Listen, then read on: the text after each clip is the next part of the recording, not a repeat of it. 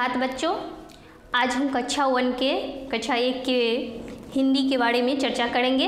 पिछले क्लास में केजी में आपने वर्ण के बारे में कुछ जानकारियाँ प्राप्त की थी। आज हम उसको परिभाषित रूप में व्यक्त करेंगे। जैसे वर्णमाला किसे कहते हैं? वर्णमाला जो होता है वर्णों के क्रमबद्ध समूह को वर्णमाला कहते हैं। वर्ण जितने भी होते हैं अ से ह तक आप लोग लिखते हैं, उसके बाद संयुक्त व्यंजन में अक्षर लिखते हैं, तो ये सभी क्या कहलाते हैं? वर्णमाला कहलाते हैं। तो हम उसको परिभाषित रूप में कह सकते हैं कि वर्णों के क्रमबद्ध समूह को वर्णमाला कहते हैं। अब हम यहाँ आते हैं वर्ण। वर्ण किसे कहते हैं? भाषा की सबसे छोटी इकाई जिसके खंड या टुकड़े नहीं किए जा सकते हैं वर्ण कहलाते हैं। जैसे कि क, ख, च इत्यादि। अब है वर्ण को दो भागों में बांटा गया है, स्वर वर्ण और व्यंजन वर्ण। तो स्वर वर्ण किसे कहते हैं? स्वर वर्ण ऐसे वर्ण होते हैं जिसके उच्चारण में किसी दूसरे वर्ण की सहायता नहीं ली जाती है। ये जो होते हैं स्वतंत्र होते हैं, इसके उच्चारण में किसी दूसरे वर्ण की सहायता नहीं ली जाती है। और इनकी संख्या जो होती है, स्वरों की संख्या 11 होते हैं। अ, आ, ह्रस्व दीर्घ ई, ह्रस्व दीर्घ ऊ, री, ए, ऐ, ओ, औ, ये 11 जो है स्वर हैं। और अंग और अ को अयोगवाह कहा जाता है। अब हम आते हैं व्यंजन वर्ण पे।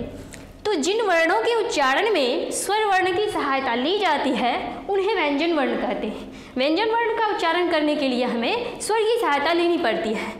इनकी संख्या जो होती है वो 33 होती है। तो अब हम कहेंगे कि कैसे लेनी पड़ती है। तो जैसे हम क बोलते हैं तो क में अ लगता है, उसको हम अलग करेंगे ऐसे। जैसे अगर हम अलग करते हैं तो क बोलते हैं व्यंजन को, तो इसका अगर हम अलग करते हैं तो क हलंत हो जाता है, जोड़ अ हो जाता है। तो इसको और मिला के लिखते हैं तब पूरा क लिखते हैं।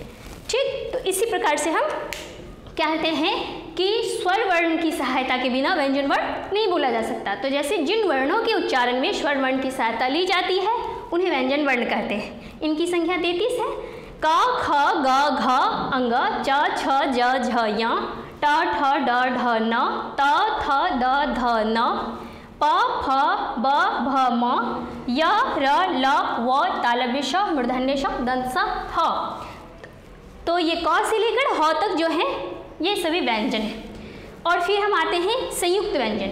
संयुक्त व्यंजन जो है अक्ष, त्र, ज्ञ और स्र, ये सब 4 जो है संयुक्त व्यंजन है। और विशेष व्यंजन में हम लोग जैसे पढ़ते हैं सड़क, तो इसमें हम ये इस र का उच्चारण करते हैं, तो ये र जो होते हैं ये विशेष व्यंजन में है, र और ये ढ। आगत स्वर, आगत स्वर जो है अर्धचंद वाले शब्द जो होते हैं वो आगत स्वर कहलाते हैं। मतलब वो अलग से आए हुए स्वर हुए। जैसे कि हम स्कॉलरशिप लिखते हैं तो क के ऊपर में जो है अर्धचंद लगाते हैं।